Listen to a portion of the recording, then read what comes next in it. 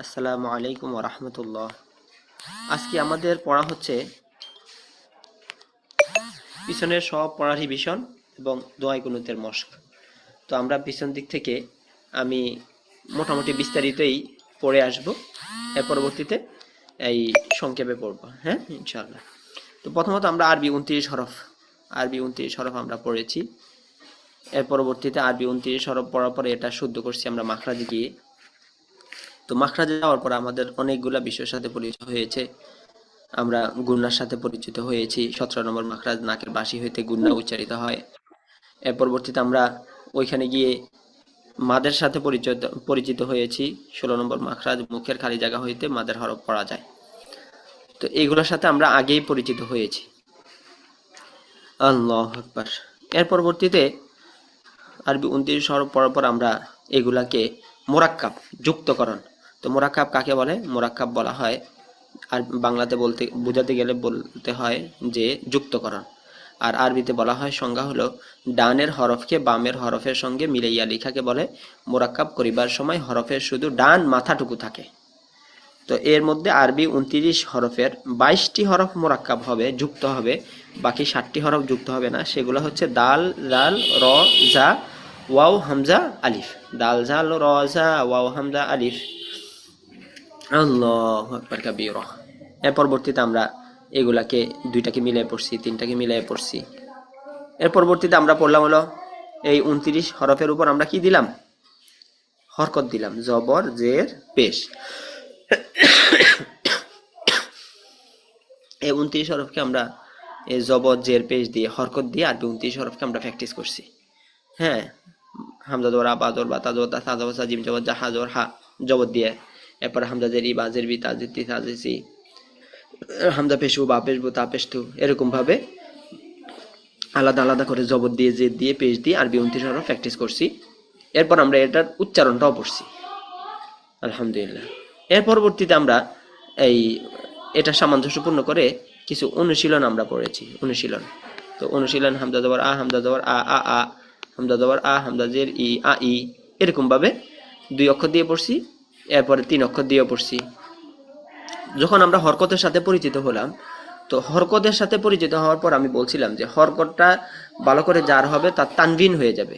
তানবিন, হরকতটা হুবাহু, তানবিনটা হুবাহু হরকতের মতোই, শুধুমাত্র শেষে একটা হসন্তওয়ালা দন্তন্য, আর আরবিতে বললে দন্ত একটা যজমযুক্ত নুন।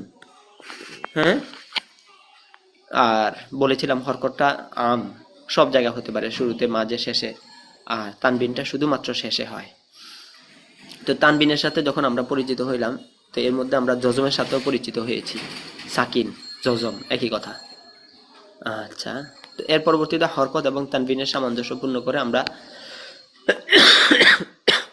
এখানে অনুশীলন এই পেজটা আমরা পড়েছি, আলহামদুলিল্লাহ। এখানের মধ্যে সবাই পড়া দিয়েছেন খুব সুন্দর। এর পরবর্তীতে আমরা যেহেতু জজমের সাথে আমরা পরিচিত হয়েছি, হ্যাঁ, জজমের সাথে আমরা মাদের হরফও পরিচিত হয়েছি। এর পরবর্তীতে নুন সাকিনের মধ্যে আয়েশাও পরিচিত হয়েছি। তো জজম কাকে বলে? জজম হলো এই চিহ্নকে জজম বলে। তো এটা যে হরফের উপর হবে সেটা নিজে নিজে উচ্চারিত হতে পারে না। এখানে জবর দিলে যেরকম উচ্চারণ হয়, হ্যাঁ, কিন্তু জজম দিলে উচ্চারণ হয় না। এটার আগে একটা হরকত দিতে হয়, তখন হরকতের সাথে মিলিত হয়ে উচ্চারণ হয়। হামজা বা জবর আব, হামজা বা জের ইব, হামজা বা পেশ উব, আব ইব উব, এই জজমটা এইভাবে পড়তে হয়। তো জজমের সাথে যখন আমরা পরিচিত হলাম, তো এর মধ্যে আমরা এই এই জজমটা হরকত তানবিন যেরকম আরবি 29 হরফের প্রত্যেক হরফের উপর হয়, জজমটাও আরবি 29 হরফের প্রত্যেক হরফের উপর হতে পারে। তো এর মধ্যে কফ, ত, বা, জিম, দাল, এই 5 হরফে যদি জজম হয় তখন আমাদেরকে পাল্টা আওয়াজ করে পড়তে হবে, প্রতিধ্বনি। হ্যাঁ, প্রতিধ্বনি করিয়া পড়তে হবে। আচ্ছা, তাহলে যজমের সাথে সামঞ্জস্যপূর্ণ আমরা কি পেলাম? কলকলা, অর্থাৎ যেমন আছে তার থেকে সামান্য পরিমাণে একটু ধাক্কা দিয়ে পড়ব। হ্যাঁ, আমরা চাপ মনে করব না, নর্মালি নিব। আচ্ছা, এর পরবর্তীতে আমরা পরিচিত হয়েছি ইয়া এবং ওয়াও। এর উপর যদি জজম হয়ে তার আগে যদি জবর থাকে তাহলে এটাকে লিনের হরফ বলে।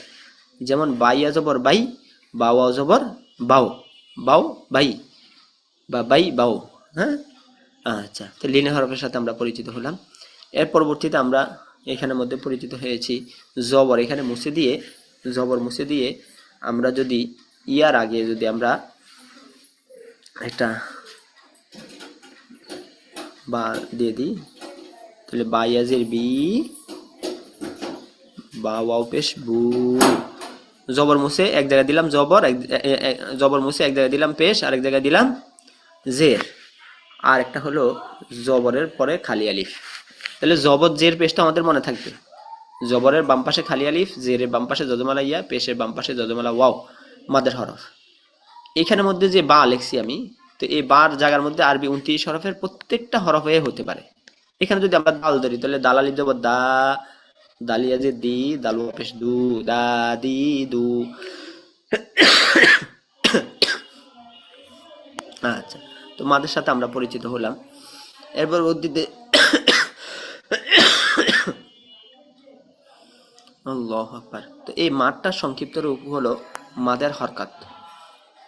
যেমন এটাকে যদি আমরা বা ধরি, তাহলে বা খাড়া জবর বা, বা খাড়া জের বি, বা উল্টা পেশ বু, বা বি বু। দেখতে পার্থক্য, উচ্চারণ একই। ওইটা সংক্ষিপ্ত রূপ হলো এটা। আল্লাহু আকবার। এর পরবর্তীতে যেহেতু আমরা হ্যাঁ এই যজমের সাথে পরিচিত হলাম, তো যজমটা যেমন পড়তে হয়, তাসদিদটা হুবাহু তেমন ভাবে পড়তে হয়। তাসদিদটাও তেমন। আল্লাহু আকবার। তো তাসদিদটার মধ্যে পার্থক্য কি? পার্থক্য হলো যজম, যেমন যজমওয়ালা হরফ তাহার ডান দিকের হরকতের সঙ্গে মিলিত হয়ে একবার উচ্চারণ হয়, কিন্তু তাসদিদটা হলো তার ডান পাশের হরকতের সঙ্গে দুইবার উচ্চারণ হয়। হামজা বা জবর আব, তারপর বা জবর বা, বাজের বি, বা পেশ বু। অর্থাৎ এটার উপরে নিচে হরকত হয়, যজমের উপরে নিচে হরকত হয় না। এই তাসদিদ। আল্লাহু আকবার কাবীরা। তো তাসদিদের সাথে যখন আমরা পরিচিত হয়েছি, তখন এর মধ্যে আমরা পড়েছিলাম যে নুন আর মিম এই দুইটি হরফ তাসদিদ, হরকতের বামে নুন ও মিমে তাসদিদ গুণা করা ওয়াজিব। যেমন আন্না, আম্মা। আল্লাহু আকবার। আপনারা, আমি বিস্তারিত বলতেছি আর কি, এরপরে সংক্ষিপ্ত রূপও বলবো ইনশাআল্লাহ। আচ্ছা, তো এর পরবর্তী আমরা যেহেতু নুন সাকিনের সাথে পরিচিত হয়েছি তানবিনের মধ্যে, এই ইয়ার মধ্যে এসে, এই তানবিনের মধ্যে এসে, তো এই নুন সাকিন আর তানবিন, হ্যাঁ, এই দুই, এর পরবর্তীতে এটা নিয়ে আমাদের আলোচ্য বিষয় ছিল নুন সাকিন এবং তানভিন চার প্রকারে পড়া যায়: ইকলাব, ইদগাম, ইজহার, ইকফা। তো নুন সাকিন এবং তানভিন সবসময় গুণনা হয়। আমরা জানি যে নুন সাকিন এবং তানভিন যখন বাক্যের মাঝে আসে, তখন এটা গুণনা হয়, সামনের দিকে তাকিয়ে গুণনা করতে হয়। শুধুমাত্র 8টি হরফ, হামজা, প্রথম 3 মাখরাজ হামজা, হা, আইন, হা, গইন, খ আর রলা, এই 8টি হরফ থাকলে গুণনা করবো না, আর বাকি সবসময় গুণনা হয়। হ্যাঁ, তো গুণনা যে হয় না, হ্যাঁ, যে 8টি হরফ, এর মধ্যে 2টা হলো ইদগামে বেলাগুন্না হরফ, 2টা হলো ইজহারের হরফ। বাকি সর্বোপরি কথা হলো দোনোটাই গুণনা হয় না। এর পরবর্তী যত হরফ আসে সেগুলো গুণনা হয়, সেগুলোকে আমরা 3 ভাগে ভাগ করছি। যেগুলো গুণনা হয়, এক হলো ইদগাম, বাগুন্না, ইকফা, আর হলো ইকলাব। এর পরবর্তীতে আমরা এটাকেই আবার, এর পরবর্তীতে মিম সাকিন আমরা পড়ছি। মিম সাকিন, তো মিম সাকিন কাকে বলে? মিম সাকিনের পরে সহজ মা বাবা, মনে রাখবো আমরা। মিম সাকিনের পরে মিম অথবা বা, এই 2টা হরফ আসলে আমরা মিম সাকিনকে গুণনা করব, আর বাকি কখনো মিম সাকিনকে আমরা গুণনা করব না। আচ্ছা, এই গেল আমাদের সর্বোপরি পড়া, হ্যাঁ, মূল সারাংশ পড়া এটাই। এর পরবর্তীতে ওই যে টানের বিষয়, এটা ওইটা যেগুলা বিষয় আছে সেগুলা মুখতাসারভাবে একটু বলে দেই। সেটা হলো, যেই হরফের মধ্যে গিয়ে আমি থামবো, যেই হরফের মধ্যে আমি গিয়ে থামবো, সেই হরফের মধ্যে মনে মনে সবসময় যজম হয়ে যায়, শুধুমাত্র 2 জবর ব্যতীত।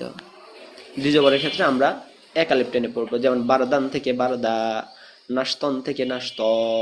হ্যাঁ, আর বাকি সর্বক্ষেত্রে মনে মনে যজম করে দিব, যেটার সাথে আমরা পূর্বেই পরিচিত ছিলাম। যেমন আমরা প্রত্যেকের নামের শেষেই কি করি, আমরা ওয়াকফ করে থাকি প্রত্যেকের নামের শেষে। যেমন ইয়াসিন বলি না, ইয়াসিন ভাই, ইয়াসিন, নুনের মধ্যে কি করে দিলাম, যজম। ওয়ালিদ বলি না, ওয়ালিদ। হাসনাত, হাসনাত তো বলি না, হাসনাত, এরকম। আল্লাহু আকবার। এই গেল সর্বশেষ হরফ নিয়ে কথা। এর পরবর্তীতে শেষ হরফের আগের হরফ নিয়ে একটু কথা বলি। শেষ হরফের আগে যদি লিনের হরফের পরে হরফে যদি আমরা থামি, তখন আমাদেরকে এক আলিফ টেনে পড়তে হবে। এটাকে মাদ্দে লিন বলা হয়। আর মাদের হরফের পরের হরফে যদি আমরা থামি তখন এটাকে মাদ্দে আরজি বলা হয়, সেটাকে 3 আলিফ টেনে পড়তে হয়। আচ্ছা, তো এর মধ্যে আমি বলছিলাম যে মাদের হরফটা মনে রাখলেই হবে আমাদের। মাদের হরফটাই কখনো 3 আলিফ টান হচ্ছে, মাদের হরফটাই কখনো 4 আলিফ টান হচ্ছে। তো মাদের হরফটা আমাদের মনে রাখলেই হয়েছে। আল্লাহু আকবার কাবীরা। তো এই গেল আমাদের মূল সারাংশ পড়া। এর পরবর্তীতে আমরা এটাকে পুরা কায়দাকে আমরা সংক্ষিপ্তভাবে আমরা প্র্যাকটিস করি সংক্ষিপ্তভাবে। প্রথমত আমরা আরবি 29 হরফের সাথে পরিচিত হলাম। এরপর আরবি 29 হরফের মধ্যে কি হতে পারে সবগুলা দিয়ে আমরা কি করলাম, প্র্যাকটিস করলাম। এক হলো হরকত, জবর, জের, পেশ। এর পরবর্তী তানবিন দিয়ে প্র্যাকটিস করছি। তো তানবিনটা হরকতের মতোই। এর পরবর্তীতে খাড়া জবর, খাড়া জের, উল্টা পেশ। এরপরে জজম, তাসদীদ। আচ্ছা,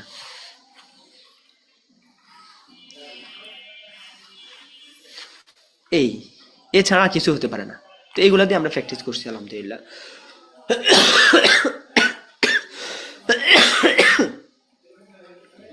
আল্লাহু আকবার। এর মধ্যে আমরা পুরা তাজবিদের নিয়ম কানুনগুলোকে দুইটা ভাগে ভাগ করছি। এক হলো এক হলো মাদ, আর এক হলো গুন্না। তো মাদ কাকে বলে? মাদ অর্থ টেনে পড়া। আর গুন্না কাকে বলে? গুন্না অর্থ নাকের ভিতর লুকিয়ে গুন্না করিয়া পড়া। আচ্ছা, তো টানের বিষয়টাকে আমি আপনাদেরকে সহজভাবে উপস্থাপন করে দিচ্ছি যে আপনারা শুধু মাদের হরফ মনে রাখবেন। জবরের পরে খালি আলিফ, জেরের পরে যজমালা ইয়া, পেশের পরে যজমালা ওয়াও। এই মাদের হরফটাই যদি মাদের হরফের পরে হরফে অক্ষ করি তখন এটা 3 আলিফ টান হয়।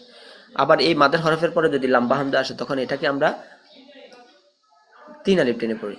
আবার এই মাদের হরফটার পরে যদি গোল হামজা আসে তখন আবার আমরা এটাকে 4 আলিফ টেনে পড়ি।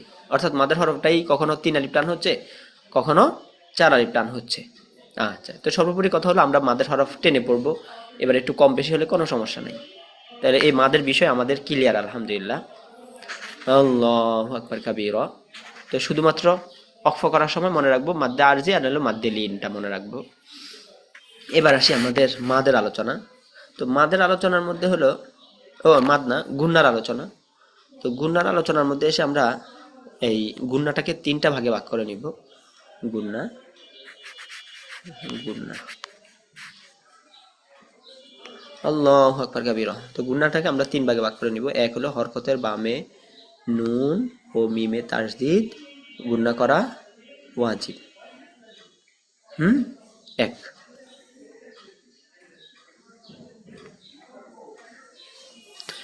আল্লাহু আকবার। 2, নুন সাকিন এবং তানভিন, 2 জবর, 2 জের, 2 পেশ। নুন সাকিন এবং তানবিনের পর ওই 8 হরফ থাকলে গুণা করবো না, অর্থাৎ হামজাহা, আইনহা, ওয়াইনখ, রলাম, আর বাকি সবসময় গুণা করবো। এই গুণার দ্বিতীয় প্রকার। গুণার 3 নম্বর প্রকার হলো মিম সাকিন। মিম সাকিনের পরে হলো মা বাবা। হ্যাঁ, মিম অথবা বা যদি আসে তাহলে আমরা গুণা করব, বাকি কখনো মিম সাকিন গুণা হবে না।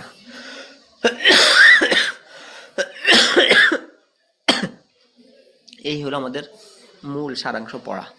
দেখছেন কত সহজ। আচ্ছা, এবার আমরা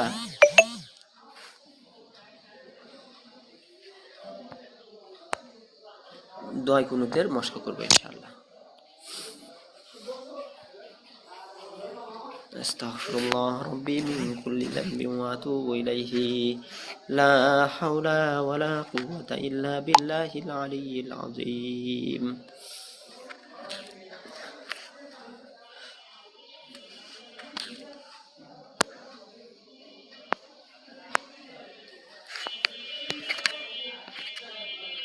তাহলে হলো আমাদের আজকে টপিক হলো দোয়া কুনুত।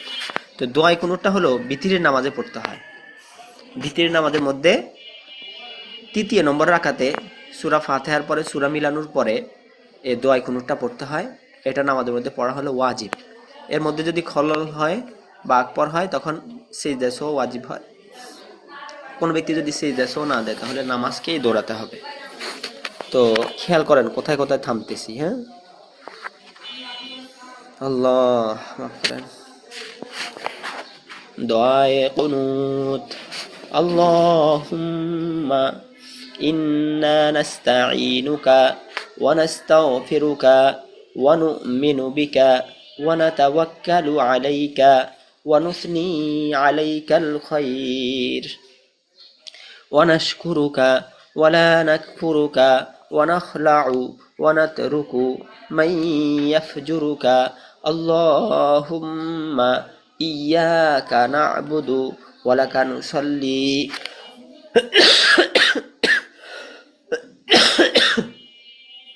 ونسجد وإليك نسعى ونحفد ونرجو رحمتك ونخشى عذابك إن عذابك بالكفار ملحق তাহলে আমাদের মধ্যে পড়া এটা হলো কি ওয়াজিব তৃতীয় নম্বর রাকাতে আবার বলছি আল্লাহুম্মা ইন্না নাস্তাঈনুকা ওয়া নাস্তাগফিরুকা ওয়া নু'মিনু বিকা ওয়া নাতাওয়াক্কালু আলাইকা ওয়া নুসনি আলাইকাল খায়র ওয়া নাশকুরুকা ওয়া লা নাকফুরুকা ওয়া নাখলাউ ওয়া নাতরুকু মান ইয়াফজুরুকা আল্লাহুম্মা ইয়্যাকা না'বুদু ওয়া লাকা নুসাল্লি ونسجد وإليك نسعى ونحفد ونرجو رحمتك ونخشى عذابك إن عذابك بالكفار ملحق